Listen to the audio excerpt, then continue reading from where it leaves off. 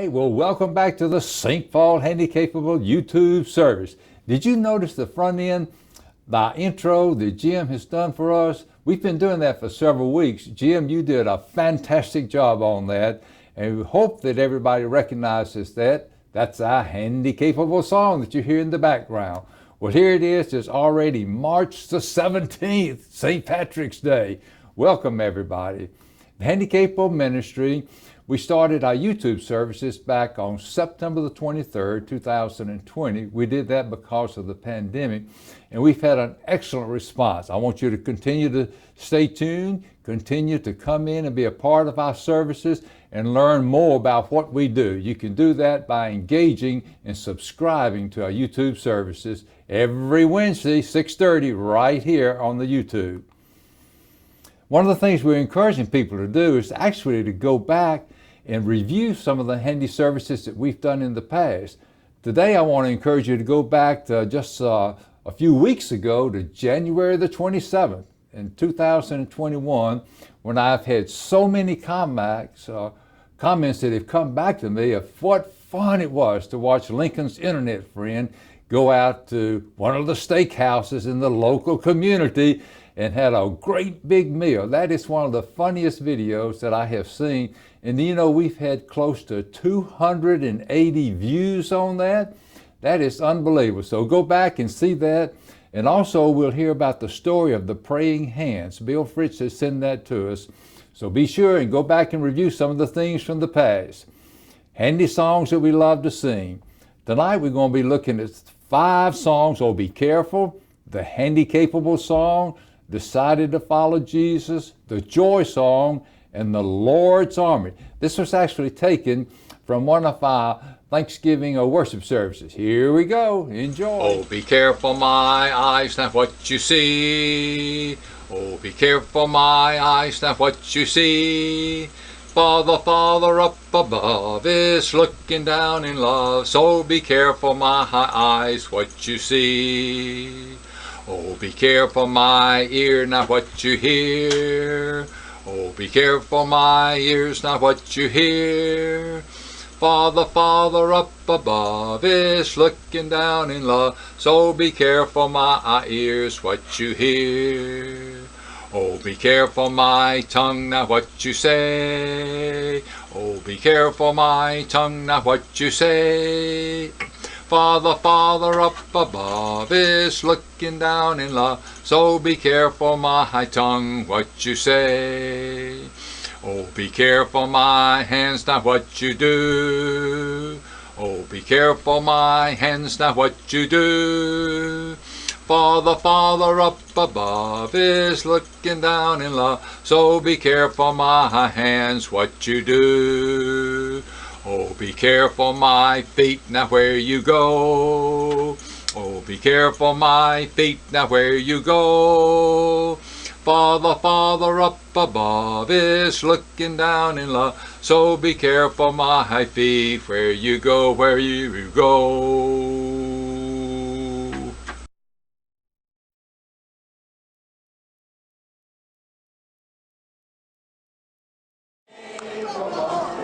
St. Paul Handicapable, we're the St. Paul Handicapable, and Jesus is our Lord.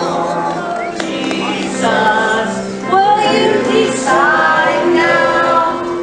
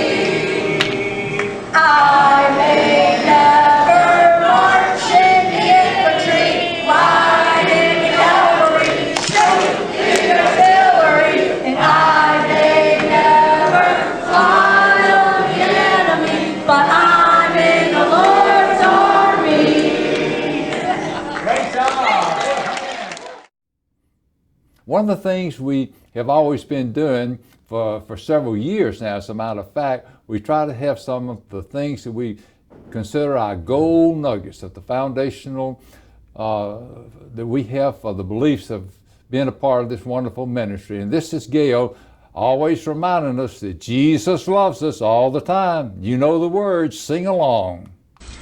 Every second of every minute of every hour of every day of every week of every month of every year. He loves us throughout eternity, and I pray I've made myself quite clear. Today I want to introduce something that is a little bit different. I want to look back in the past and try to recognize some of the people who were here almost from the beginning to help organize and to help grow our ministry from the very start that we had back in October of 1997, in October when Bill Fritz started this ministry.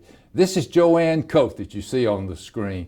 Joanne was one of the ones who came in, and Bill had a program that he said he wanted to have one volunteer or one companion or one teacher for every student. And we started on that basis, and Joanne was one of those who faithfully served. Another thing you'll look at right there, you'll see one of the times that we went on a trip, we went to the Holy Lands up in Orlando. But what a fantastic trip that was. And we went about 3 or 4 different times, but Joanne was one of the chaperones that went on that trip. Joanne, we appreciate you so much. You've been so faithful to serving us in the past, and we love you and your wonderful husband, Don, so much. Handy spotlight current is Christina and her mom, Stacy. This is one of the pictures that was taken at one of our Western hoedown parties that we love to have. And Christina was one of the ones who came in with our good friend Bobby. They came in and they wanted to try out the ministry to see how it would work. And one of the things we've always encouraged all of our newcomers to do, we encourage them to come maybe 3 or 4 straight times to our worship service to see if it's something that they enjoy, if it's something they feel like they could benefit from, and also come to at least to one of our social activities. Well, Bobby and Christina came, and her mother came occasionally as well, and they loved it, and they've been back with us ever since. And continually, I text back and forth with Bobby and also Christina and make sure that they're staying in tune with us, and they are. Christina, Stacy, and Bobby, we love you, and we're so thankful you're part of our ministry. Time for prayer. You know, one of the things that we always love about prayer is the time when we can just be silent, we can be in a sense of reverence, we can go to the Lord in prayer. And tonight I want us to spend some special time just thinking about our church in and of itself. You can see pictures right there that shows the intergenerational effects that we have here at Handicapable. A couple of years ago, my good friend Bob McClintock, who today is 102 years old and still just as on the go as you could imagine someone to be, he came and did the Thanksgiving worship service, gave us a special message. And you can look in the picture and there you can see there's Bob, who at that time was only 100 years old, but you'll see David and Maria that were there with their grandchildren. It just shows generational what our church is all about as well, and we're just so thankful for that. And then you can see Rita and Ron Fowler, you can see my wife, and you can see Bob as well, because that evening we had over 300 people that were attending our Handicapable worship service. So we're thankful for all the people who make up this wonderful church that we call St. Paul Handicapable. And one of the things we always want to remember in our prayer now is that Jesus is with us all the time, even to the end of the age. Let's go to the Lord in prayer. Every day, oh Father, we're just so thankful for the day that you give us. We're thankful for this opportunity to come tonight, to gather together as the family of God. We're so thankful for this wonderful church, oh Father, the many blessings you bestow upon it, the many, many people that we have there, faithful not only in serving and Handicapable, but all of our members here at St. Paul, oh Father, who've been faithful. Many have been here for many, many years, 30, 40, even some have been here 50 years in this wonderful place. Continue to pour your blessings on each of them, oh Father. Continue to be with all of those who are in our Handicapable family. Continue to be with those who are part of not only our church, but churches throughout the state of Florida, throughout the country, and throughout the world. May we look to Thee for strength and guidance in all that we do. Bless us in all that we do this night, and may everything we do be pleasing and accepting in Thy sight. For we ask these things in Christ's name. Amen. The Bible's message to us. You know, we talk about Matthew 28:20, which talks about Jesus is with us all the time and walks through us with every step that we make through our journey through life. And so I wanted to go and I wanted to reflect a little bit about some of the things that show that and show examples of that. Does God seem far away? I know in my life it's been times when I felt like that God was far away. One of it's just some of the times when you are just in the Word. You're just reading words, and for some reason you're not making a connection.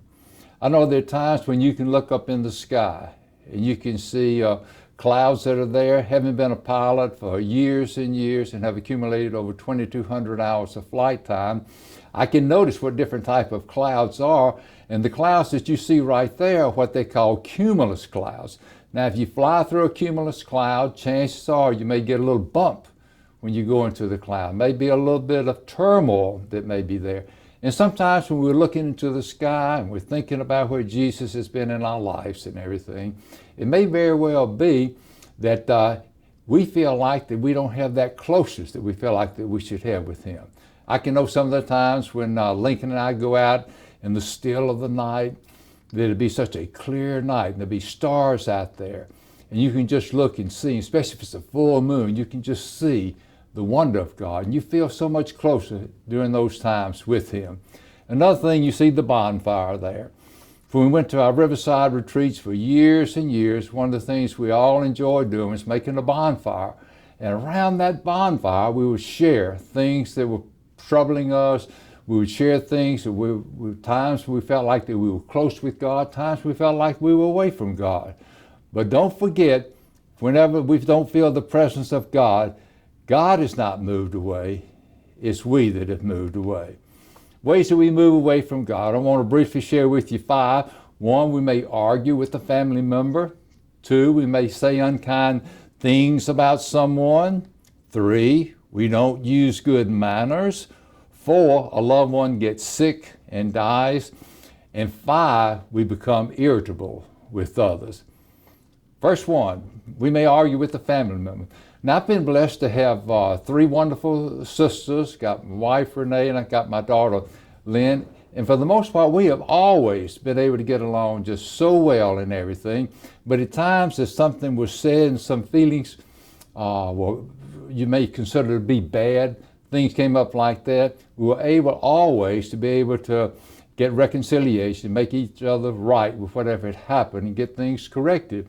That picture right there, it's hard to believe that was 16 years ago when we all gathered together up in Orlando to celebrate my 60th birthday, if you can believe that.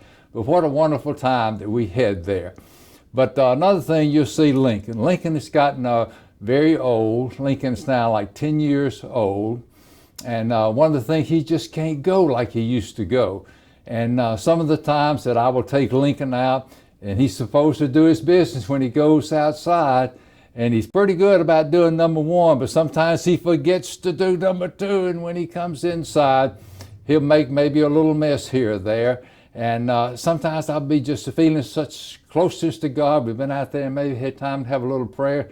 And then, oh my goodness, I've got to clean up the mess. And it seems like that maybe Lincoln feels like he's giving me a present or something. He sees me down there picking it up and all, and I'm cleaning the rug up and everything. But bless his heart, I mean, he's just gotten old now. He's lost so much of his muscle mass in his hind legs that he just can't go. So I have to be patient. But during those times, you know, when you're a little bit, got a little bit of heat under the collar, ooh, baby, you say things or think things, it doesn't necessarily make you feel like that you're close to God in His presence. So what I do is I reconcile with the old boy, tell him, it's okay, son, we'll do better the next time. I'm still waiting for that next time to come, though.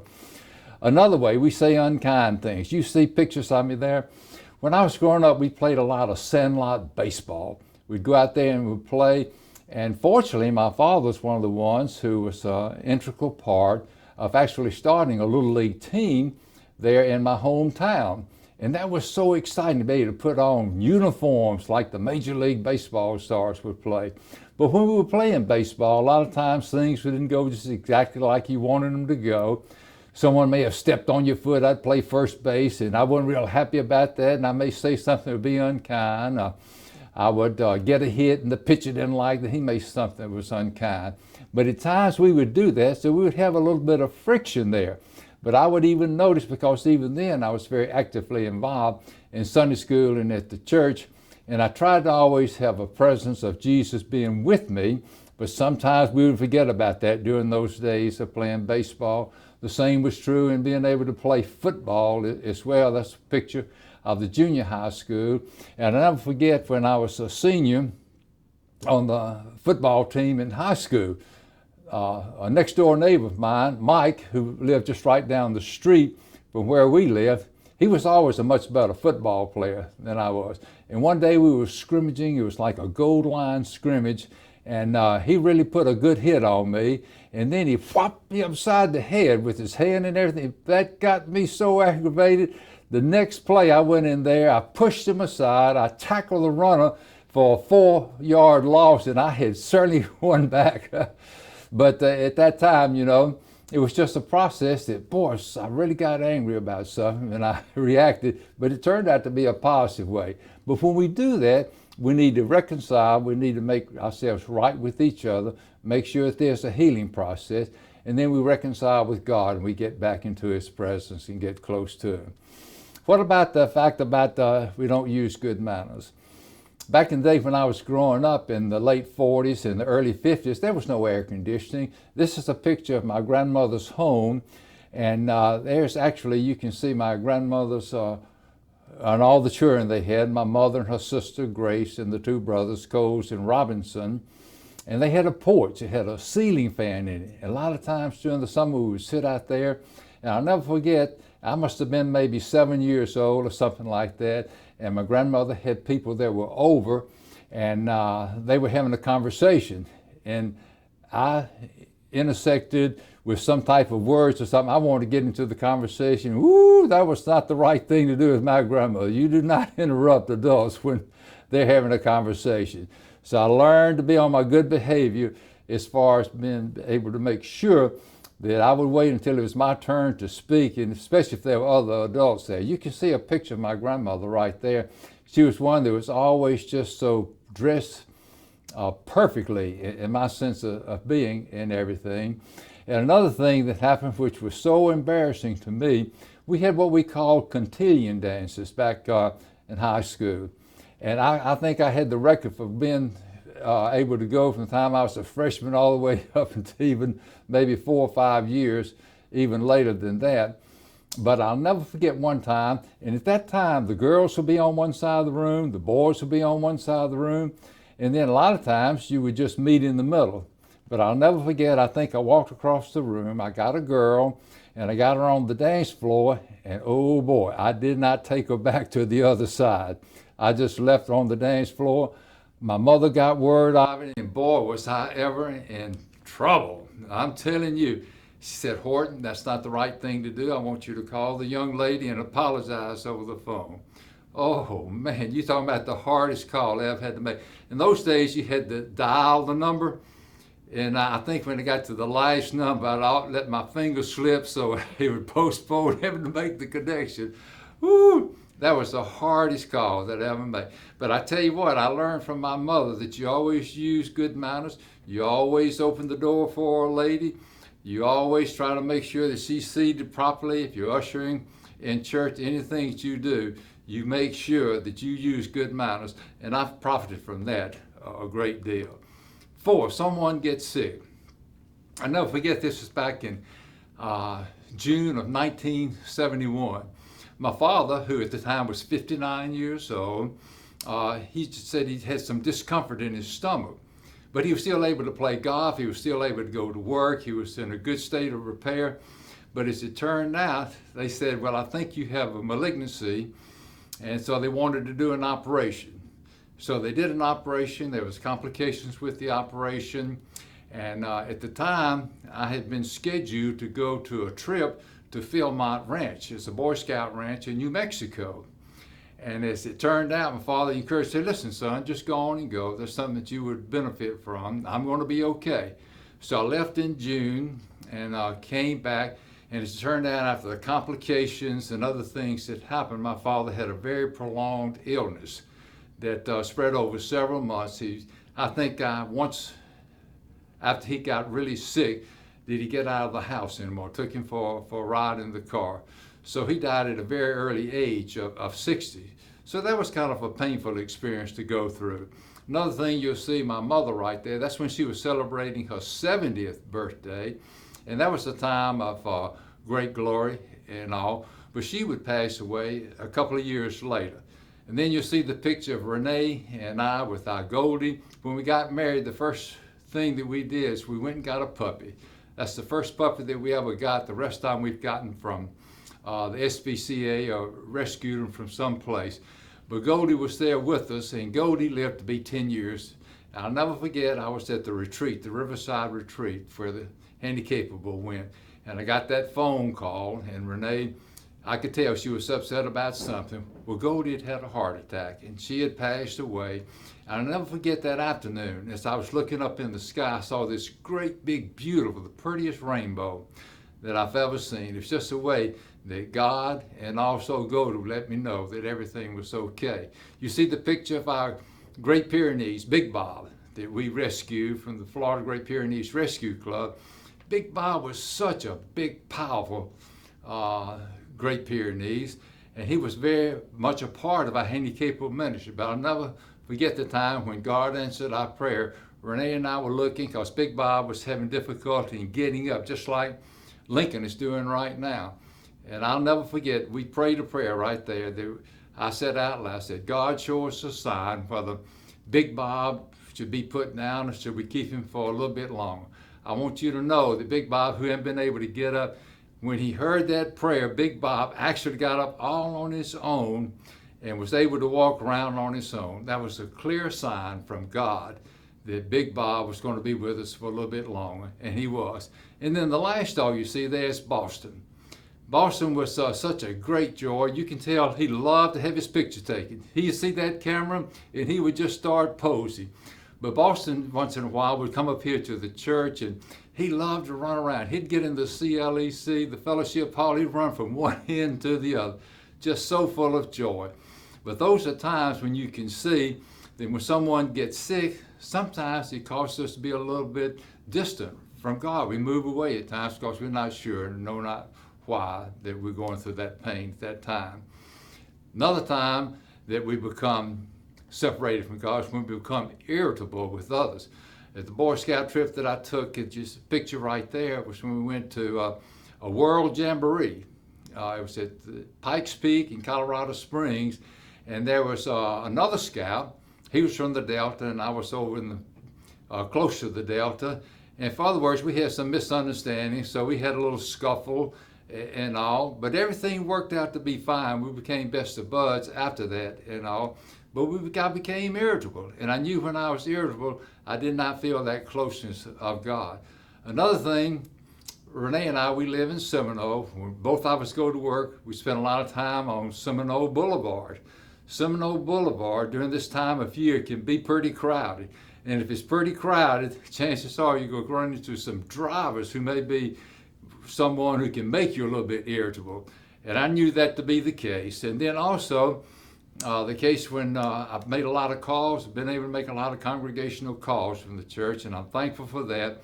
But the thing about it is the fact that sometimes when you're trying to make those calls, other people will be calling. It may be a sales call that's coming in, or somebody that's trying to scam you or whatever. So at times you can get a little bit irritable about that, even when you're trying to do the Lord's work. So there again, you try to make peace with yourself, try to make peace with those that you may have offended, and you get reconciled, you get right back with God. Jesus is the light of the world. Jim Pite is one of the ones who's working on a new project for us. I'll tell you a little bit more about it just in a minute, but Jim is one of those light of the worlds. And of course, we always look to Bill Fritz, who started this ministry. it's being one who is certainly the light of the world. Today, our person that has been an inspiration to us is none other than David McIntyre. David from West Virginia. David is such a good friend of mine. He has such a great sense of humor, and he loves all the kids, as we affectionately call them, that are from the Ark. And David's been a part of the Waterfall Apartments and overseeing them for years and years. He's done a wonderful job. David, you are a shining light for us, and also you're an inspiration to us. You show your life, the way you live it, is a clear example of what Jesus wants us to do. To become better followers of Jesus, 3 things that we need to do. We need to follow Jesus. Secondly, we need to read, believe, and act on His Word. And third, we need to pray for strength and guidance as we go through these difficult times in life and challenging times. Don't forget this next week, coming up on March the 24th, we got the Dirk Howard Interview Spotlight. It's going to be 6 to 7 minutes of great performances by Dirk, put together by extraordinary videographer Jim Piter. So we'll see you next week. In the meantime, don't forget to subscribe. Stay safe out there, be healthy, and remember, we love you with the love of the Lord. Have a good evening. See you next week.